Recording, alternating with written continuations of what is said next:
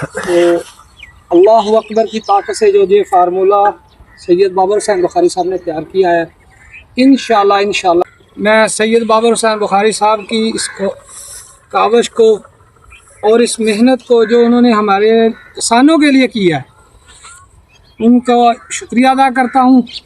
और अपने सब दोस्तों को कहूँगा कि वे इसमें किसान दोस्त फार्मूले को इस्तेमाल करें अपनी फसलों में।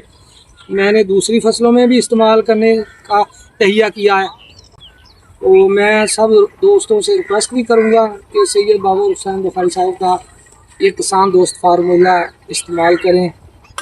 बहुत बेहतरीन इसके नताइज मिलते हैं। ज़मीन का ऑर्गेनिक मैटर बेहतर होता है, ज़मीन का ऑर्गेनिक मैटर बेहतर हो जाएगा, इंशाल्लाह हमें ज़्यादा पैदावार मिलेगी। औज़ु बिल्लाहि मिनश शैतानिर रजीम, बिस्मिल्लाहिर रहमानिर रहीम। अस्सलामु अलैकुम।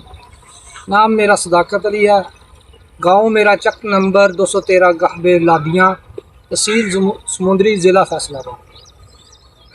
आ मेरी मोडी कमाद की फसल है, जिहदे विच मैं सैयद बाबर हुसैन बुखारी साहब का फार्मूला इस्तेमाल किया।